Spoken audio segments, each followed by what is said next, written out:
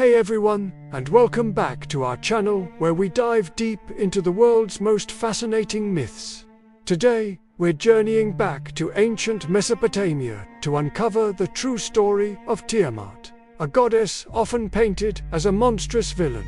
But what if I told you she wasn't just a chaos monster?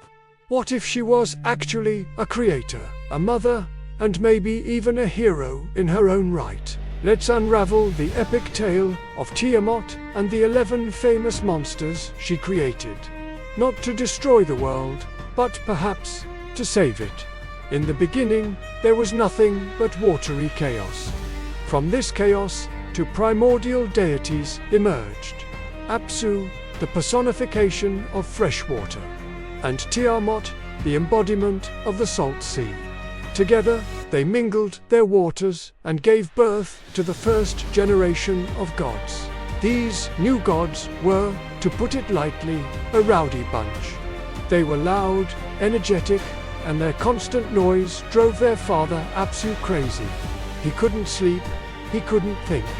So, he devised a dark plan to destroy his own children and restore the quiet. When Tiamat heard of Apsu's plot, she was horrified. Despite their noise, these were her children. She warned them, and in a preemptive strike, one of her sons, the clever god Ea, killed Apsu. You might think Tiamat would be relieved. But this act of patricide plunged the cosmos into a new kind of chaos. Apsu was her partner, and his death left a void. Pressured by the younger gods who now saw her as a threat, and grieving her lost love, Tiamat's sorrow slowly turned to rage. She decided that the new generation of gods, led by Ea's ambitious son Marduk, had gone too far. They were disrespectful and power-hungry. It was time for a mother to restore order. This is where things get legendary. Tiamat didn't just declare war, she created an army. She brought forth 11 terrifying and powerful beings, known as Tiamat's monsters, to serve as her champions. These weren't just mindless beasts. They were her children, born of her fury and her will to protect the old ways. Among them were fearsome creatures you might have heard of. The Mukusuku, a serpent dragon that later became the symbol of Marduk himself. The Lamu, hairy giants, and scorpion men.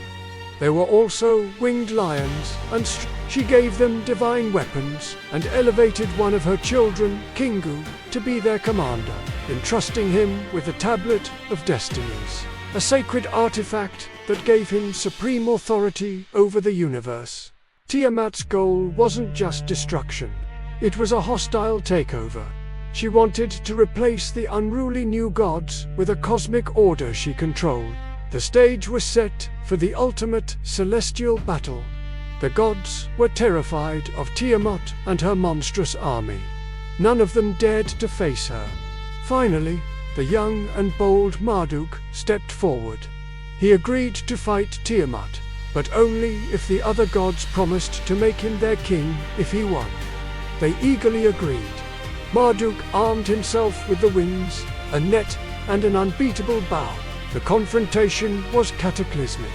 He caught Tiamat in his net and, with a powerful wind, inflated her body until she burst. He then sliced her massive corpse in two. From one half of Tiamat's body, Marduk created the sky. From the other half, he formed the earth. Her tears became the source of the Tigris and Euphrates rivers, the lifeblood of Mesopotamia. In a way, even in death, Tiamat, the creator, continued to provide for the world. Marduk captured Kingu and the 11 monsters. He used Kingu's blood to create humanity, destined to serve the gods and relieve them of their labors. So, the world as we know it in Mesopotamian myth was born from the body of a defeated mother goddess. So, was Tiamat a villain, or was she a tragic figure? A creator pushed to her limits by grief and betrayal. She fought to protect her first family and the original order of the cosmos. The winners write history, and in this case, Marduk's victory ensured Tiamat would be remembered as a monster. But her story is a powerful reminder that myths are complex, and heroes and villains often depend on which side you're on. What do you think? Was Tiamat a chaos dragon or a wronged mother? Let me know your thoughts in the comments below. Thanks for watching, and if you enjoyed this journey into mythology, don't forget to like, subscribe, and hit that notification bell for more stories from our ancient past. See you next time.